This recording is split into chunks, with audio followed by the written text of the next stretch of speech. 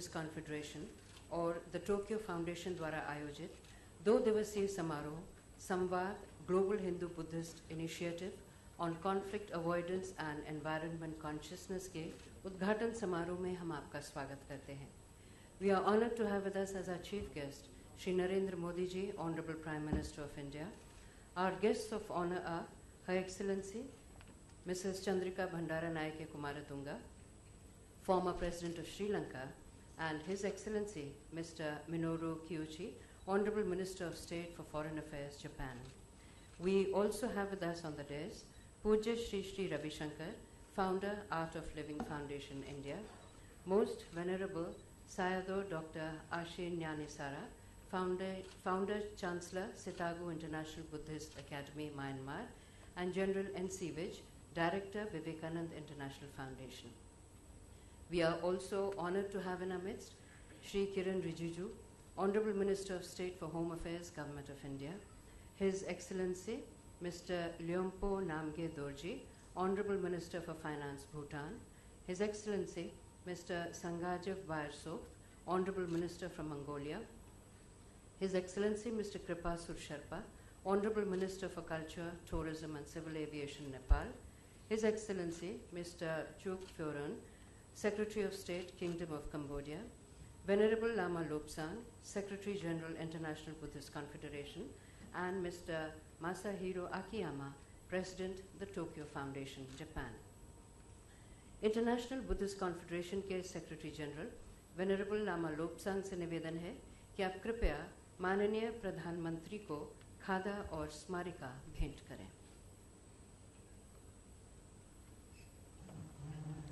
Welcoming the Honorable Prime Minister with a traditional khada and a memento is Venerable Lama Lobsang, Secretary General of the International Buddhist Confederation.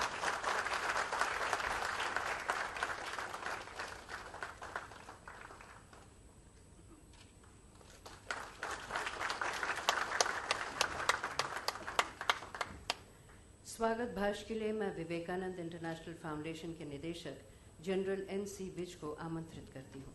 May I request General N.C. Vij, Director of the Vivekananda International Foundation, to kindly render the welcome address.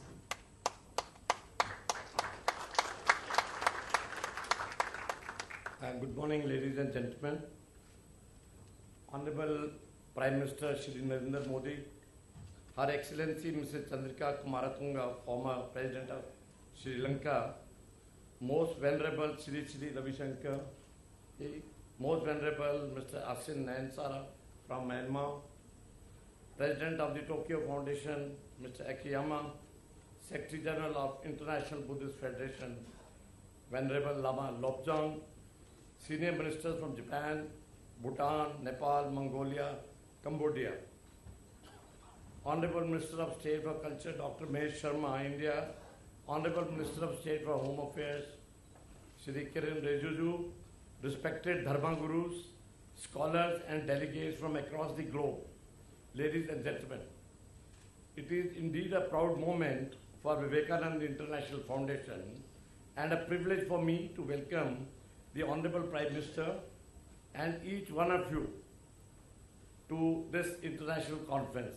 It has been organized jointly by the Vivekananda International Foundation, the Tokyo Foundation, and the International Buddhist Confederation. The Vivekananda International Foundation is a non-partisan institute for dialogue and conflict studies. Some of India's leading experts in the fields of security, military, diplomacy and governance have got together under the institute's aegis to generate ideas and stimulate actions for greater national security and prosperity. It is my privilege to extend a hearty welcome to our Honorable Prime Minister once again, as he is visiting the foundation for the first time, and each one of you in the same way, once again, for coming and joining us this morning. In all its endeavors, the VIF seeks inspiration from the teachings of Swami Vivekananda. He was a far-sighted thinker. The vision of religious harmony and cooperation that he articulated over 120 years ago is very much relevant and needed even more today. In his message delivered in the Chicago Parliament of World Religions in 1893, he envisioned inter-religious relations that will go far, beyond the secular ideology of tolerance. He emphasized the need for spiritual revival and wanted that sectarianism, bigotry, fanaticism will fill the earth with violence, destroy civilization, and send whole nations to despair. Nothing could be a more contemporary relevance. We are meeting at a time when violence, uncertainty, differences amongst nations, between citizens and people of different faiths, and increasing radicalization are pushing the world into an era of multiple confrontations. Besides traditional, ideological, and cultural rivalries, new challenges have emerged in the form of lawless forces backed by extremely violent ideologies that threaten the very existence of de jure states. Our experience over the last century has shown that existing institutions and mechanisms for dealing with these threats have not worked. The current approach towards conflict resolution is largely based on Western and simplified perspective of conflict between faiths and civilizations. This approach to resolve conflicts has been short-sighted and impractical. Apart from conflicts which threaten the world order, humankind also seems to be at war with Mother Nature, recklessly exploiting the rich resources to such an extent that the very survival of the planet Earth has come into question. Similarly, the attempt to end environmental degradation through legislation and regulations is proving to be a failure. It is in this context that the world is increasingly noticing the benign nature of Hindu-Buddhist values which emphasize and espouse democratic and non-conflicting philosophies not only within mankind but also the nature. The questions confronting us therefore are, one, as to how do we change the now established norms in resolving these disputes? Two, how can we now move from conflict resolution to conflict avoidance? And third, how can we curb our greed and curtail the damage to the Mother Earth? We are fortunate to have amongst us today eminent spiritual leaders, thinkers, scholars, analysts, experts, opinion makers, environment and conservation experts, not only from the Asian countries, but also from Europe and US attending these 2 days conference. We are hoping to evolve a new framework which will be founded on the strong non-conflicting philosophical paradigm of two oldest and vibrantly active civilizational forces, namely Hinduism and Buddhism. In these, non-violence is a fundamental value which is compatible with the modern democratic values and institutions. It is with this aspiration and conviction that the Vivekananda International Foundation decided to hold this conference in collaboration with the Tokyo Foundation and International Buddhist Confederation. I will be failing in my duty if I do not acknowledge here that the main idea and inspiration for this conference came from the Honorable Prime Minister Shri Modi himself. Conceptual support from others, mainly Shri Gurumurti ji and Venerable Lama Lobsang and our Japanese friend for Tokyo Foundation has helped us in organizing this important conclave. I am confident that it will end with concrete suggestions and a declaration to carry this process and momentum forward. The success of this conference will be measured by the concrete steps that we take to implement the resolution that we adopt. This will be called Bodh Gaya Resolution. I once again heartily welcome all of you and thank you for coming to participate in this conference and sharing your most valuable thoughts on these important issues with all of us. Thank you very much. We are grateful indeed.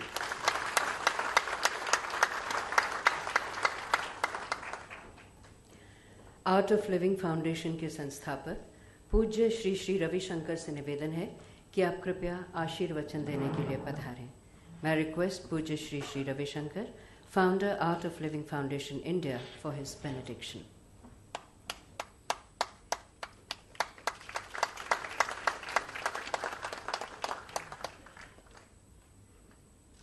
ओम नमः प्रणवार्थाय शुद्ध ज्ञानैकमूर्तये निर्मलाय प्रशांताय दक्षिणामूर्तये. Obeisance to the Almighty and my very dear Honorable Prime Minister of India, Shri Narendra Modi ji, Her Excellency Mrs. Chandrika Bandaranaike Kumaratunge,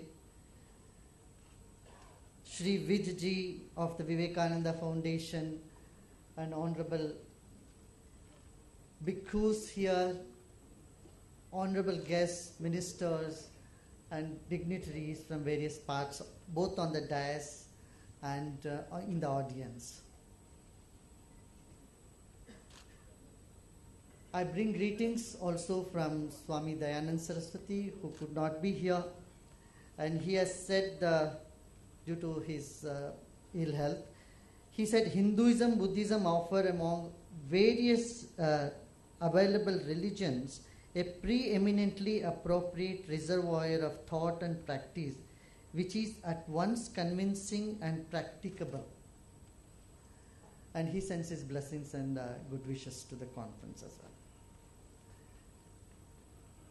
Now, the very fact that we have said conflict avoidance, we have already sent the message to the world.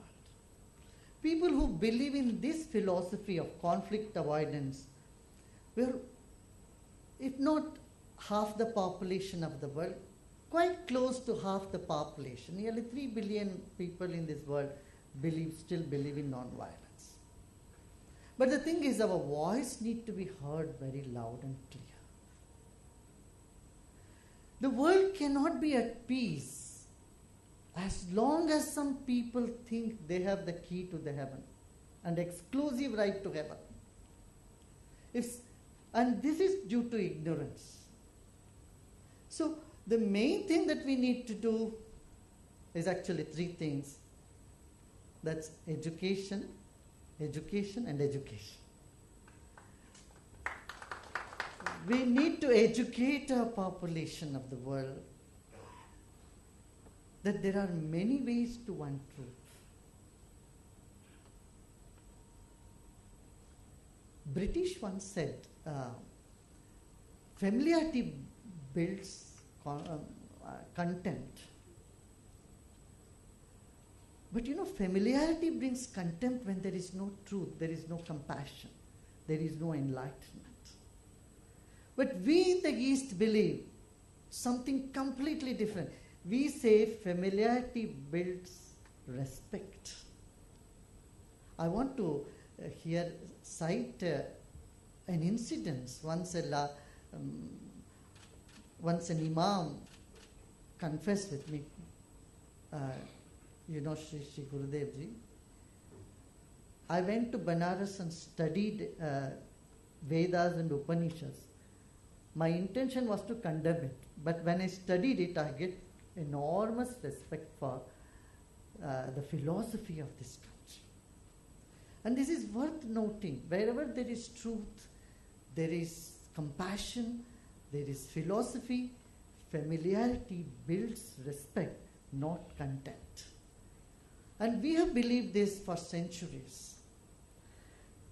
In the known history of world of 3,400 years, mere 8% of the time the world has been at peace.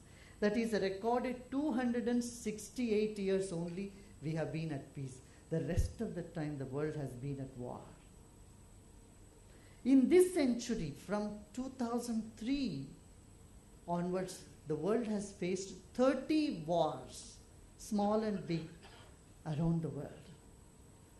And what can we do? How can we avoid this? I would say the philosophy of coexistence. Even if a small part of the world is left thinking they have exclusive right for heaven, they are going to create hell for everybody else. So we need to change this mindset. This is possible when through United Nations and UNESCO, we create a curriculum of multi-religious, multicultural, environment-friendly education right from childhood, right from school places.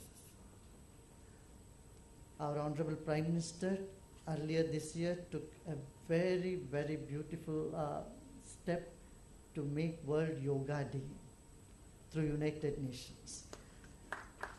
And there has been tremendous response world over. This itself is an indication we are marching in the right direction towards peace and prosperity. If there is no peace, there is no prosperity. They are linked together. And prosperity does not depend on exploitation of our resources, rather conscious protection of our own planet and its resources.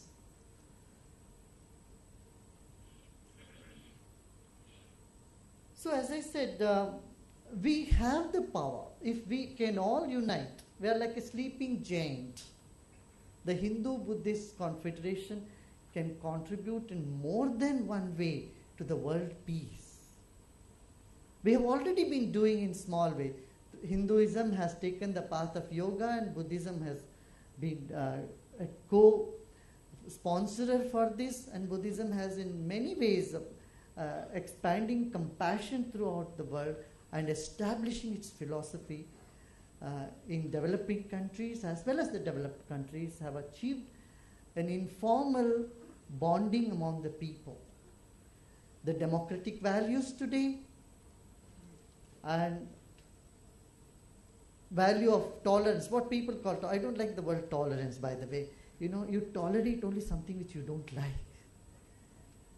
Appreciating the diversity. The world is of diverse. It has diversity in every step, and honoring diversity is a speciality of these Eastern philosophies. Among the 10 religions of the world, 6 from the Far East, East and Far East, have never been in conflict with each other. I would like to end this with one incident I would like to remember here. Once President Nixon of USA went to Japan, and he wanted to meet the religious leaders. On one of his side was a Shinto priest, another side was a Zen Buddhist monk. So he turned to the Buddhist monk and asked him, what is the percentage of Buddhism in Japan? He said 80%. And then he turned to the Shinto priest and asked him, what's the percentage of Shintoist in Japan? He said 80%. And the president got so confused. How is it possible? And both the priests looked at each other and they smiled. So we have same thing here in India, the Jains and the Buddhists and the Hindu, we have all been in such a beautiful amalgamation of peaceful coexistence.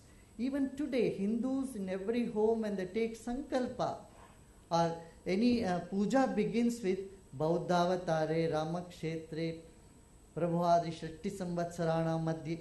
So we definitely take Buddha as part of the Hindu tradition, as one of the avatars. And without the word of Buddha, even no religious ceremonies begins here in India. Similarly, in the Buddhist prayer, I know you have the word says, Rakhantu Sabudevata. In every prayer you say, Rakhantu Sabudevata. Let all the gods and goddesses protect us. So there is such a beautiful example that the world can draw from this coagulation of ideas, philosophy, and plans. Only thing is we need to be much loud and clear to the world. The voice of peace must rise above the voice of hatred and violence. Thank you very much. Om Shanti.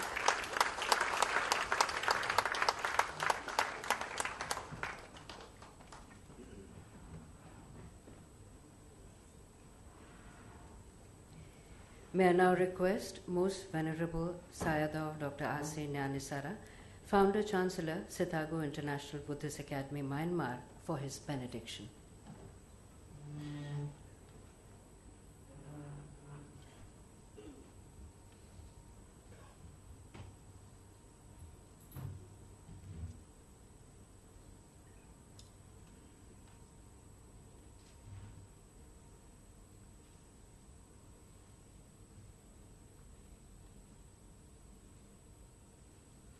Good morning.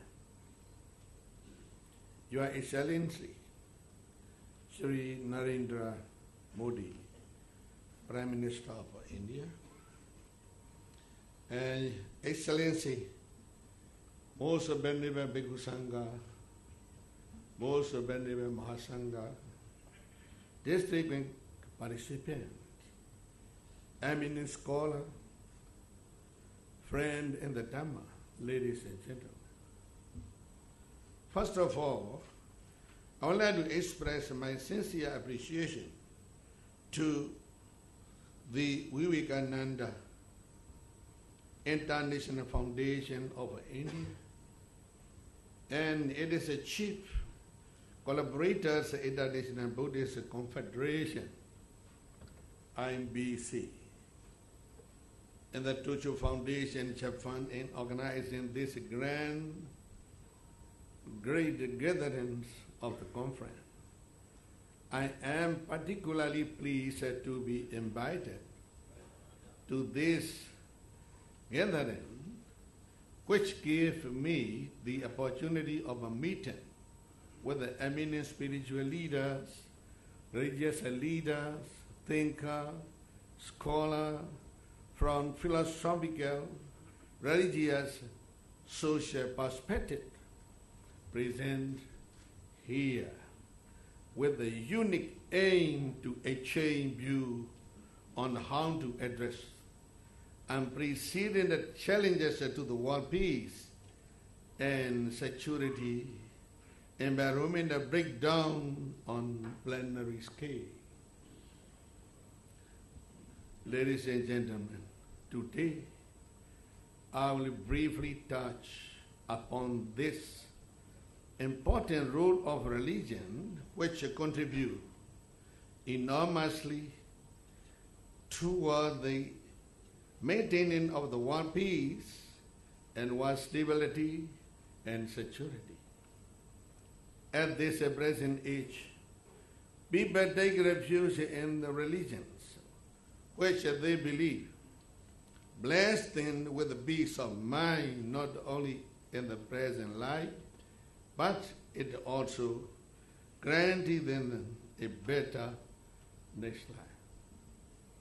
Even atheists enjoy the peace of mind as they believe atheism make them free from all bondage of the mind.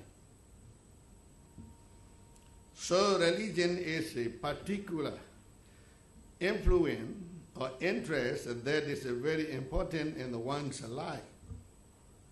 But I don't think many people might have known how religion started. The first Prime Minister of India, Jawaharlal Nehru, said, beginning of religion is fear. Fear originated religion. Buddha said the same thing, that the people of earliest history, when threatened with the danger, go to many a refuge. According to the Buddha, people who live in fear of darkness at the night took refuge in the moon, in the sun, with which light they could vanish fear out of their mind. Likewise, forests and mountain became safe refuge for those who had a fear at the time of stormy weather. Some islets became refuge for the sea traveler when facing with the ideal tidal waves. Ancient historical records are evident that the fear was the root cause of such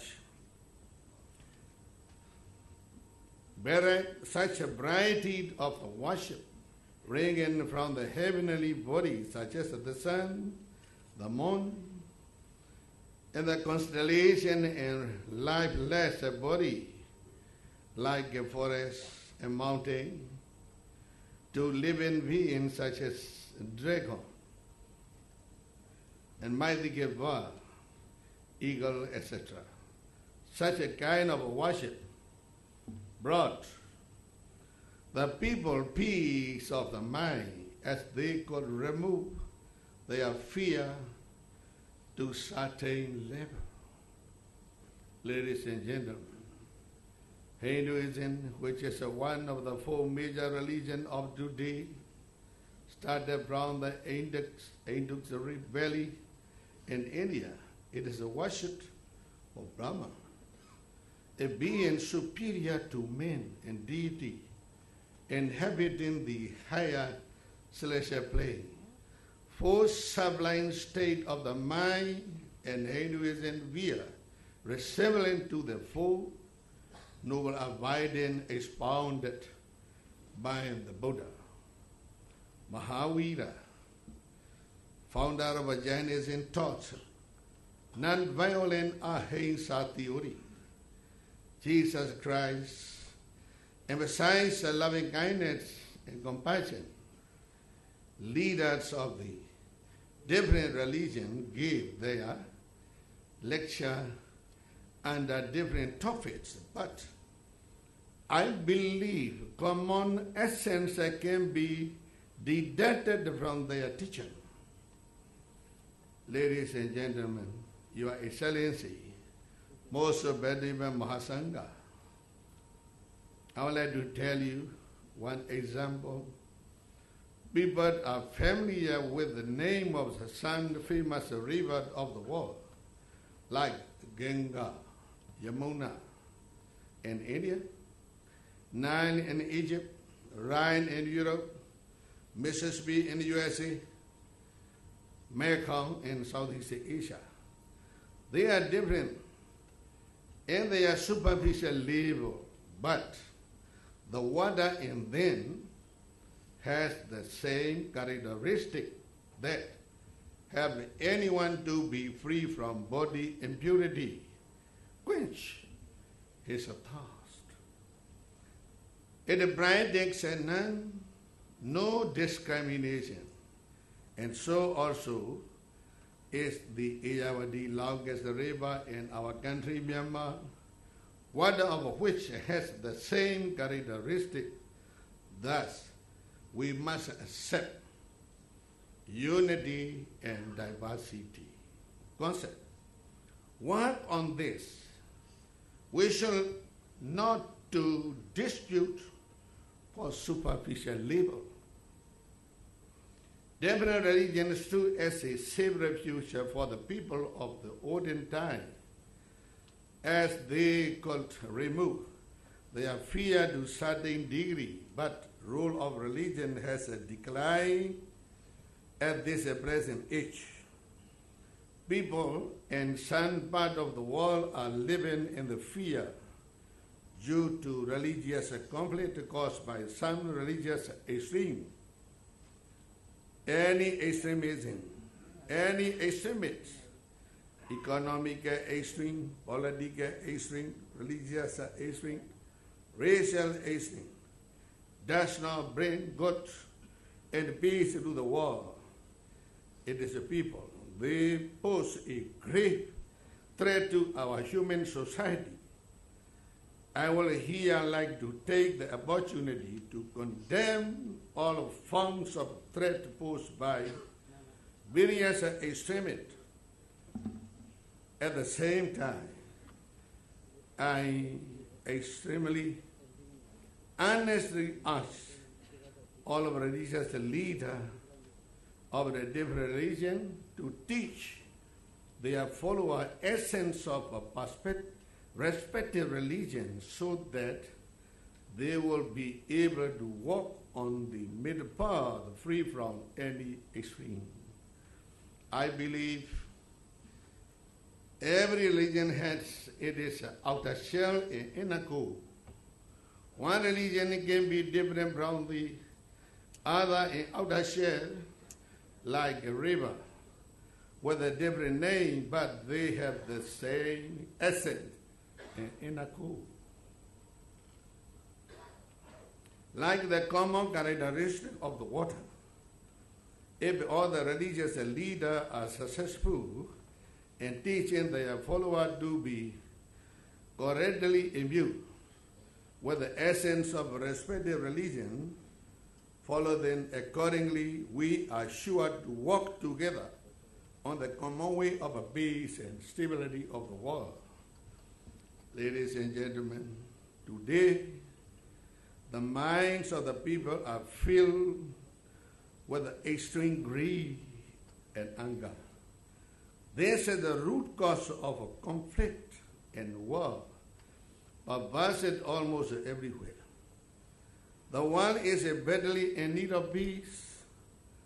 This situation is demanding that we religious leaders exert our all-out effort in disseminating the essence of religion to our followers, so that they will be able to keep themselves away from too extreme greed and anger, that will fulfill their aspiration of a peace. Every religion has a water-like essence such as loving kindness, compassion, tolerance, non-violence, morality, concentration, and wisdom. They are the common ground on which we can enjoy peacefully coexisting, and also the common highway on which we have to walk together. I am pleased to introduce you to the core essence of Buddha's teaching, that one who wants to achieve truth, peace, must take the middle path, free from too extreme greed and anger. These two extreme cause a never-ending conflict, never-ending fighting, never bringing the peace to us. The middle way the Buddha means is nothing but morality, concentration, and wisdom. Morality denotes abstaining from evil action, both physical and verbal. Concentration means controlling of the mind, and to be free from evil thought. And wisdom is a technique to search for the truth and reality within ourselves. According to the Buddha, all human problems are caused by extreme greed, extreme anger. On the contrary, controlling these extremes is the path that leads to the peace. This is noble truth the Buddha taught. It is a universal truth. I believe whosoever taught this, the Buddha or Jinnah or Jesus or anyone, it is all the same. Mahatma Gandhi, independent architects of India, also said, there is nothing new to teach in this world but truth. Ladies and gentlemen, I would like to conclude by wishing the people would solve all human problems with the power of loving kindness and truth. May all truth and peace prevail in every corner of the world. Thank you all.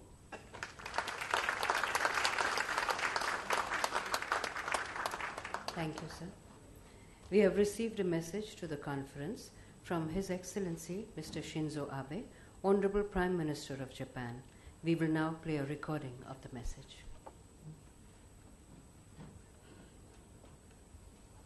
この度、グローバルなヒンズー教仏教イニシアティブセミナーがニューデリーで開催されることを心より歓迎いたします。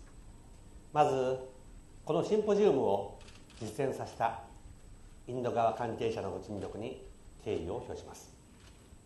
我々アジアの国々が自らの宗教や思想の歴史を振り返る未来への知恵を学ぼうとするこのシンポジウムの考え方に私自身大きな共感を覚えます。日本は6世紀にインドから中国を通じて仏教を受容しました。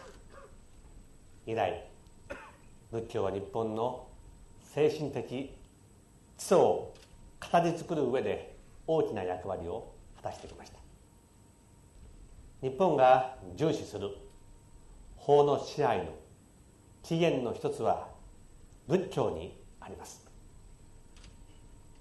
仏教に深く帰依した聖徳太子は7世紀、日本初の憲法を制定しました。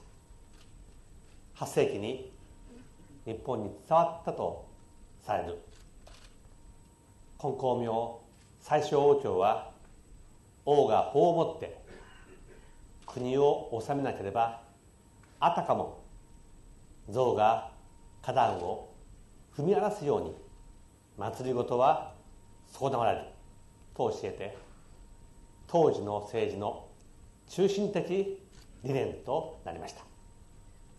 日本に法の支配が根付いているのは、仏教を通じ古くから法の支配と同じ考え方が根付いてきたからと言えます。こうした考え方はインド哲学のダルマにも見出すことができます。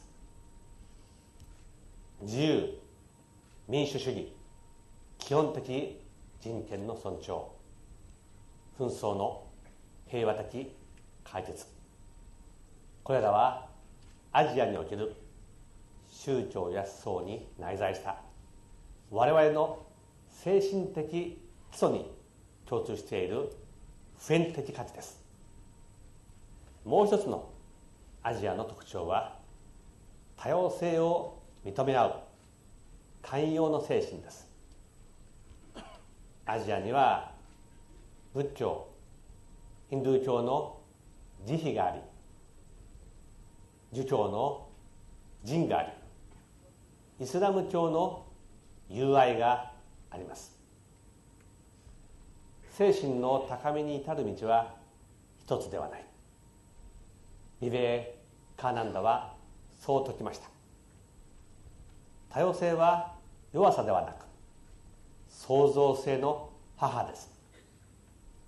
最後に、このシンポジウムにおいて普遍的価値と多様性に基づいたアジア、そして世界の秩序の在り方につき有意義な議論が行われることを心より記念し、私のお祝いのメッセージといたします。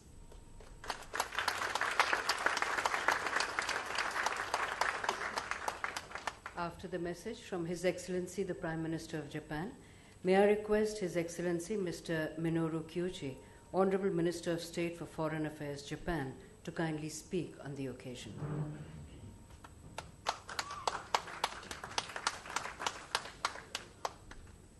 Your Excellency, Honorable Prime Minister Modi, General Vij, Director of Vivekananda International Foundation, representatives of the International Buddhist Confederation, representatives of the Tokyo Foundation, Excellencies, distinguished guests, ladies and gentlemen. Let me introduce myself. I'm Minoru Kyuchi, State Minister for Foreign Affairs of Japan. I am Buddhist and at the same time Shintoist.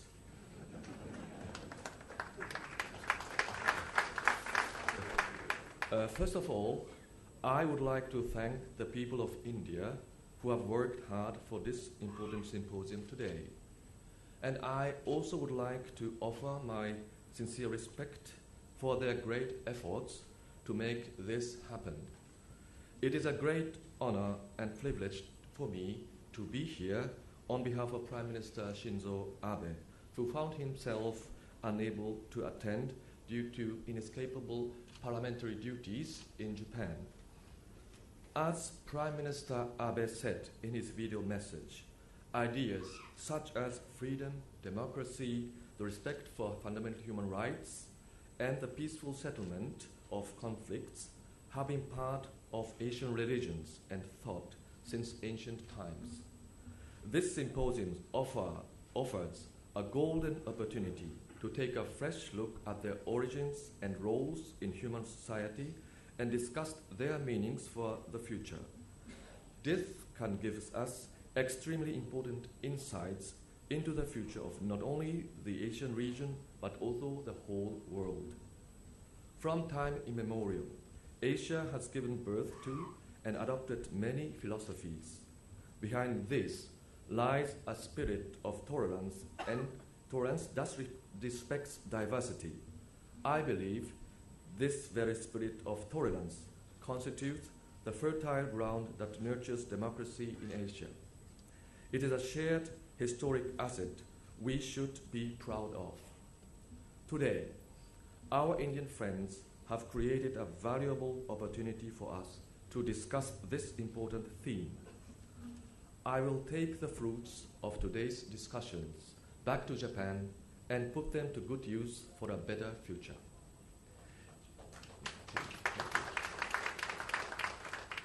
India's growth and dynamism are so strong as to become the engine for Asia and even the whole world. In September 2013, I had the opportunity to visit this country as Parliamentary Vice Minister for Foreign Affairs. Since then, India has made further remarkable progress on the economic and other fronts in only 2 years, due in large part to the inauguration of the administration of Honorable Prime Minister Narendra Modi. Relations between Japan and India have been deepening at many levels under the leadership of our two prime ministers. Last summer, Prime Minister Modi made an official visit to Japan. During his stay in the ancient capital of Kyoto, he saw how Buddhism has been practiced in Japan since the 6th century. During this week's seminar, I understand that there is to be an excursion to Buddha Gaya. There are a number of revered and renowned historic sites in Asia, legacies of the variety of religions and thought in the region. Visiting and learning about such sites across Asia forms an invaluable foundation for mutual understanding and cooperation for the future of the region. India has a long history of embracing diversity, accepting different religions and philosophies.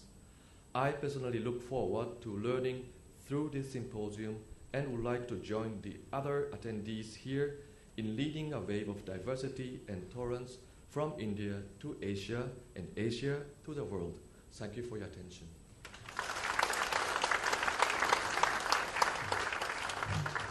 Thank you, Your Excellency. May I now request Her Excellency, Mrs. Chandrika Bhandaranayake Kumaratunga, former President of Sri Lanka, to kindly address the gathering. Sri Lanka की भूतपूर्व राष्ट्रपति महामहिम श्रीमती चंद्रिका भंडारनायके कुमारतुंगा से निवेदन है कि आप कृपया सभा को संबोधित करें.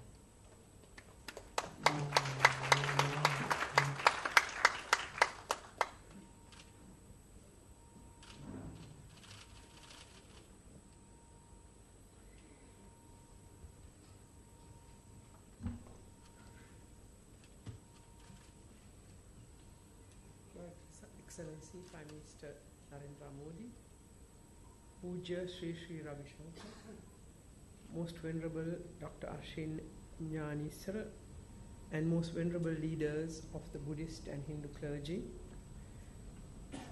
General N.C. Vidge and directors of the Vivekananda International Foundation, Excellencies, ladies and gentlemen. I wish to thank the Vivekananda International Foundation and the International Buddhist Conference, as well as the Tokyo Foundation of Japan, for giving me the honor of attending the Global Hindu-Buddhist Initiative on Conflict Avoidance and Environment Consciousness, and to share some thoughts on the subject with you. I feel most privileged to address this conference in the presence of His Excellency Prime Minister Modi and many other dignitaries such as you. I would also like to take this opportunity to congratulate the organizers of this most important initiative. This conference is a most fitting tribute to Swami Vivekananda, whose vision was one of alleviating poverty and suffering of the masses by giving them secular knowledge to improve their economic condition, as well as spiritual knowledge to strengthen them morally. Education was the tool he wished to employ for this purpose. He founded the Ramakrishna Mission to set in motion the machinery to bring the noblest ideas to the doorstep of the poorest and the meanest. This conference has set itself the noble ideal of spreading the message of understanding, harmony, and peace based on the teachings of Buddhism and Hinduism and its great proponents such as Swami Vivekananda.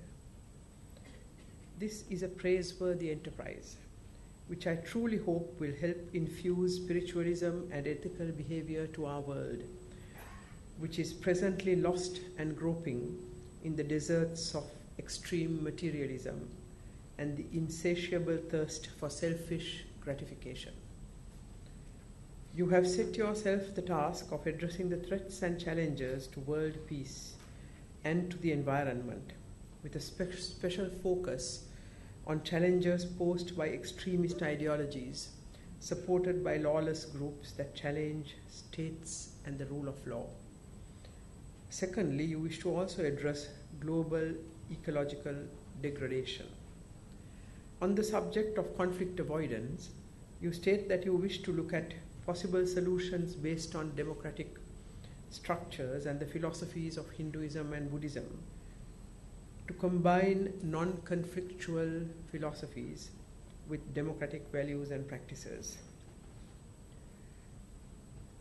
It is praiseworthy that you wish to approach possible solutions through the prisms of the philosophy of these two great religions, both born in South Asia, and to seek an alternative vision that could be adopted by the world for meeting the challenges of extremism and to build a peaceful world order. We know that both Hinduism and Buddhism propound a vision of goodness, right living for the individual, as well as good governance for its rulers, which is expected to lead to peaceful coexistence between individuals and states. The two philosophies also propound respect for nature, represented as Mother Nature, the concept of respecting and protecting and loving all living things, including all animals, not only all animals, but also plants, is the best protection against destruction of human and other animal life, as well as nature and the environment expressed by any philosophy. I would like to express some thoughts now, mainly on conflict, before we look at the teachings of the two religions. Permit me to reflect upon conflict as we know it today. Conflict between humans and human communities have existed since time immemorial. Conflict becomes serious when it threatens the peace and stability of states. In the modern world, conflict has taken a dangerous turn towards extremism and terrorism. Violent conflict and terrorism pose the most serious military challenges to the modern world. It is no more contained within the boundaries of one state. It has an extensive global outreach. Terrorist organizations born in one country have the capacity to attack the furthest lands. The most militarized states have not been impervious to the activities of the terrorist. The international community, especially the superpowers, has been engaged for the past few decades in searching for solutions to the problem of terrorism and violent conflict, often employing military strategies. The responses of states appear to be that of meeting the challenges of violence with violence, treating the symptoms, the surface manifestations of the problem. Recognition of the importance of searching out the deep-rooted causes of conflict and seeking to resolve them seems to be a rare occurrence, in the planning of counter-terrorist strategies of states. However, we can witness all around us the dismal failure of mainly militarist methods to address violent conflict. I believe that military strategies must be employed only as the solution of the last resort. The deep-rooted causes of each conflict must be understood and managed. This will no doubt take time and involve complex operations.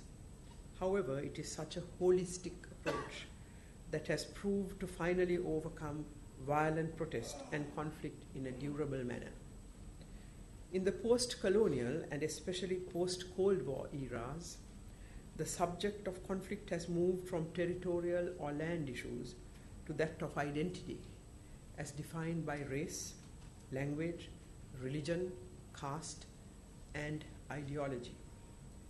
Identity-based conflicts are complex and prove difficult to manage, as they are so emotionally charged, combining perceptions of inequality and discrimination in several spheres. Such perceptions arise from denial of access to resources and public facilities such as education, jobs, land, opportunities to participate equally in government processes and in decision-making. The perceptions are heightened by the realization or perception that one's identity, individual or collective, is threatened, generating the fear that one's existence, the sense of who one is in danger of destruction. The most potent source of violent conflict today is identity. The denial of rights to or the exclusion of certain groups with a common identity becomes the bedrock of dissent and violent conflict. History demonstrates that exclusion and inequality between different groups has been the major cause of intra-national conflict. Perceived injustice as well as frustration and despair caused by continued social marginalization, economic deprivation, and political defeat has been known to result in violence. It has been said that, I quote, "Young hope betrayed transforms itself into bombs." The continued existence of inequality gives rise to violence and even terrorism, that most dehumanizing phenomenon of our times. Economic regression and political instability follows. Economic development is no doubt the priority requirement for addressing the challenges of poverty and deprivation, but it is only one part of the solution. Most developing economies have today attained accelerated growth and development. However, hundreds of millions of our citizens have been left behind, continuing to live under conditions of extreme poverty, and are even becoming poorer today than before. They remain marginalized, while the benefits of economic growth are enjoyed by a relatively small number of the privileged classes. Inequality suffered by an ever-increasing number of our peoples cause frustration and anger.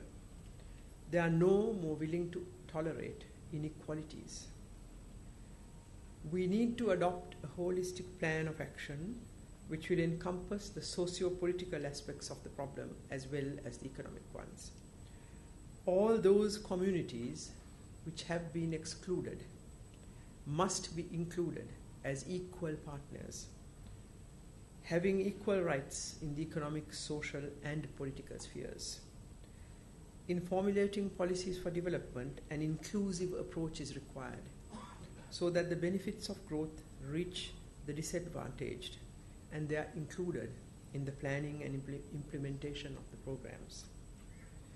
We can see around us that when all communities living within a state are guaranteed equal opportunities and their separate identities are respected and given free expression, they will become a productive, vibrant part of the state. celebrating the richness of its diversity while building a united, strong, and stable country. Such societies are called shared or inclusive societies. The contrary instance is where differences among diverse communities living within a country have been exacerbated by rulers to their advantage. They tend to conjure up an enemy from peoples who belong to diverse groups, other groups. History is replete with examples of states and governments employing the concept of the other, represented as the enemy, as a tool of government management. For a large part of human history, the enemy has helped to entrench weak or despotic rulers and governments in power. Governments whip up hatred against the other by maintaining the myth of the dichotomy between us and them. This leads to the oppression of the other and the denial of their rights. Sustainable development, prosperity, and peace necessarily imply that the other be brought in and included fully and honestly into the processes of development, as well as full and equal partners of the processes of government. To end poverty and hunger in a durable manner, we need inclusive and sustainable development. Here, I wish to quote from the great Indian poet and philosopher, Rabindranath Tagore. Bigotry tries to keep truth safe in its hands with a grip that kills it. Terrorism is the extreme manifestation of long unresolved conflicts. However, it is important to understand that conflict is not always a negative thing. Conflict is the result of interaction between different and opposing aspirations and goals, and is a place where disputes are processed. It is essential for the proper functioning of democracy, and it can mobilize energies for social change and improvement. Conflict becomes negative and destructive when its expression takes a violent form. Democratic governments permit disputes to be expressed and respond to them. Democracy can operate as a platform for conflict management if the right tools are employed. What is required is not to suppress nor resolve conflict, but to manage them. The root causes must be alleviated. Permit me now to propose to examine briefly the teachings of Buddhism regarding conflict and its management. Forgive me if I focus mainly on Buddhist philosophy with regard to this question, as this is what I am most familiar with, and I am certain that many other speakers during this conference will speak on the teachings of the Vedas and the Hindu philosophy. The fundamental basis of Buddhism is the achievement of individual contentment through a clear understanding of the human situation. It states that happy and contented citizens give rise to peaceful coexistence between communities and thereby to peace in states. Buddhism enumerates in great detail how this can be achieved. Let us look at a few such instances. First, the Buddha preached in the Vasetta Sutta of Sutta Nipata that all humans are born equal in terms of biological indivisibility. The human mind is given a most important focus, and it is stated that the mind can be developed to reach great heights. In the Vatupama Sutta, it is preached that ignorance or avidya pollutes the mind and can cause conflict and distress to the individual. 3 root causes are said to be the basis of conflict: craving, lobha; hatred, dosa; and delusion, moha. 16 subclauses of these three causes are also enumerated, such as envy, hypocrisy, arrogance, and so on. These are said to lead to evil deeds, such as killing, stealing, slander, using harsh words against others, adultery, and so on, which in turn lead to conflict of various types. Then the Buddha has also preached at length to rulers, Lichavin, on the importance of good governance. He states that democratic rulers should follow 7 principles of good governance, and that good policies adopted by rulers will avoid agitation by citizens and thereby avoid conflict. Good governance gives rise to elimination of poverty and grants basic needs to the and rights to the people, as preached in the Kutadanta Sutta. This in turn leads to a contented citizenry and a stable and peaceful state. Such a state would be democratic, pluralist, and inclusivist, binding together people of diverse communities into one united nation. It is of interest also to note the teachings of the Buddha on the resolution or avoidance of conflict. He states that conflict originates in the mind and is expressed in action and speech. Communication is a powerful means of conflict resolution. However, it needs to be done gently, using kind words, and also that the listener must be in a sound physical and mental state. A hungry or sick person or someone in mental anguish cannot understand advice given to him or her. The story of Kisa Gotami in verse 114 of the Dhammapadāttakata is an apt illustration of this. Kisa Gotami, suffering from utmost anguish due to the death of her child, came to the Buddha requesting advice. The Buddha kept postponing giving her advice, awaiting the right time until her grief had lessened, to explain to her the unpleasant truth that death is universal and inevitable, in order to help her to gain wisdom and thereby lessen her grief.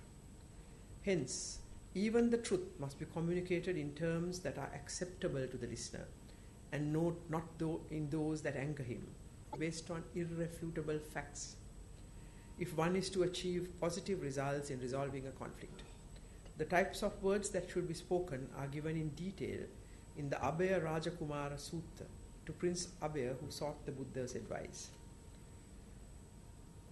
The Buddha also advises that one who seeks to resolve conflict must focus strongly on the possible outcome of his efforts. The mediator must sincerely wish to achieve results beneficial to the parties of the conflict and not desire to gain personal advantage for himself. The example of how the Buddha resolved the dispute that arose between the Sakya and Kolya clans, recorded in the Attadanda Sutta regarding the sharing of waters of the river Rohini, demonstrates the effectiveness of communication using the right facts at the right time. The mediator must also possess and demonstrate genuine compassion for the parties in conflict. The Buddha accepted different social customs, practices, and cultures. He interpreted them, placing them within the Buddhist norms. He respected diversity and preached the importance and respect for other racial, religious, and cultural diversities, and how this could lead to happy and contented citizens and peaceful nations. I have only briefly enumerated the most significant teachings of the Buddha relevant to the understanding of conflict, its causes, and the resolution or avoidance of it. There exist many more examples relating to our subject under consideration. I hope that I have succeeded in demonstrating the extent to which the Buddhist philosophy, as much as the Hindu philosophy, dwelt upon the subject of conflict, which is innate to human nature, as well as the resolution of conflict, which is a crucial necessity for the continued existence of humanity, as well as good and stable governments. We know that the Hindu philosophy also has taught and given advice in innumerable ways on this same subject. What surprises the modern person is that these two ancient and great religions gave serious consideration to problems such as these as far back as 2,500 years and 4,000 years ago. What surprises me is that we in South Asia have still not learned and lived by these philosophies. This conference has set itself the objective of seeking out the teachings of Hinduism and Buddhism to formulate a vision and a body of thought that could be employed to resolve conflict and avoid it, and thereby help establish peace in the world. Finally, I would like to assert that if we are to overcome conflict and its extreme manifestation of violence and terrorism, we need to do the following. Engage actively to seek out the root causes of each conflict and implement strategies to manage them. Secondly, states must employ legitimate means in the fight against terrorism. This implies that the rule of law must prevail and that governments promote open, liberal, and democratic societies, in contrast with the intolerant, exclusivist monotheism of extremist ideologies of militant organizations. If states respond to the terrorist in his language of violence, he can respond successfully, as this is the language he comprehends. On the other hand, if states employ the language of peace, the extremist is weakened, as he does not possess weapons in his arsenal to respond to the discourse and practice of peace and understanding.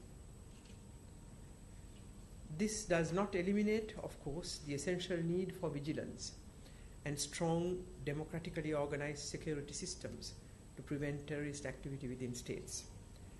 Religious leaders, thinkers, and political leaders must undertake an active discourse on the inexactitudes and the claims of certain militant ideologies and demonstrate to people clearly that all major religious philosophies are accommodating and peaceful ones, and that the various claims by some extremists today about the existence of spiritual kingdoms during the Middle Ages are false. That these so-called spiritual kingdoms were not spiritual but temporal, political states, and that the theory of a spiritual kingdom is a post-modern construction evolving from a revival of certain extremist sects. Finally, the fight against the challenges posed by conflicts and extremism must enter a new phase. Let us abide by the teachings of Hinduism and Buddhism, as well as the other major religious philosophies, and resolve to employ the weapons of understanding, accommodation, discourse, and negotiation rather than military arms. The concepts of loving kindness, brotherhood, understanding, and respect for diversity have formed the very basis of our societies in South Asia.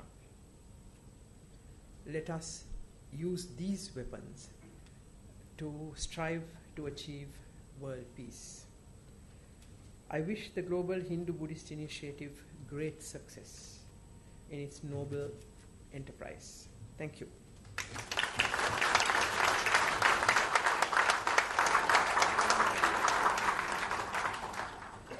Thank you, Your Excellency. Bharat के प्रधानमंत्री माननीय श्री नरेंद्र मोदी जी से निवेदन है कि आप कृपया आशीर्वचन देते हुए मार्गदर्शन करें. May I request Shri Narendra Modi, Honorable Prime Minister of India, to kindly address the distinguished gathering.